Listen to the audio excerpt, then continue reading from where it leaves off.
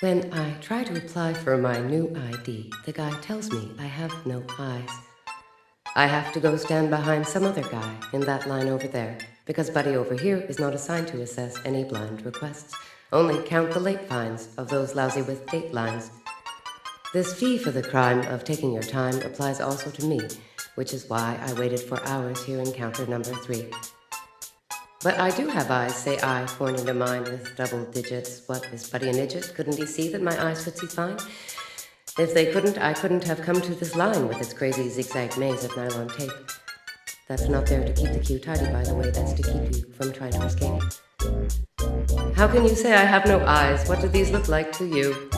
He looks up at me, blinks, and says, "Oh, well, so you do. Now if you please go stand in the line I described, because here we have no further business with you." But why, I say, can't I just pay my late fine? Because the photos we've got show us eyes you have not. Then what, I inquired, of these eyes that I've got? But they're not in the photo, he says to me. Look, the only data that matters is here in this book. We have all the facts here on file. The question of whether they're accurate or not is quite frankly not worth my while. You've got to be kidding me, I stutter. But what if your data is utterly false?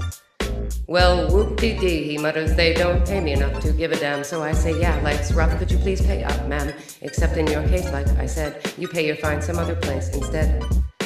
But this is so stupid, I say. Talk about duplicity. Could you even provide me with one reason why you believe I would lie?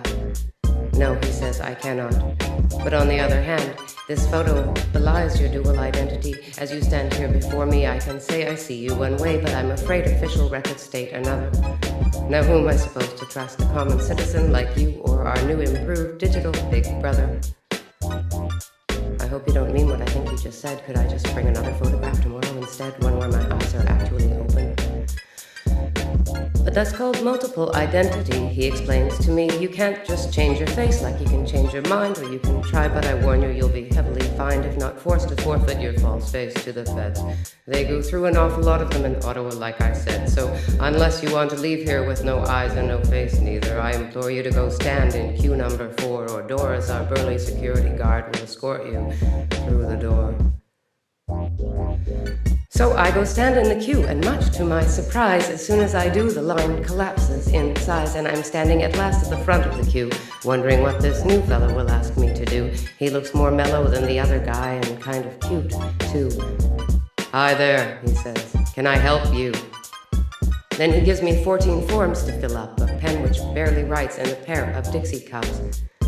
"At least things are finally moving," I say. "No problem, ma'am," he replies. "I suppose you've been told what to do with the cups. There's one cup for each of your eyes."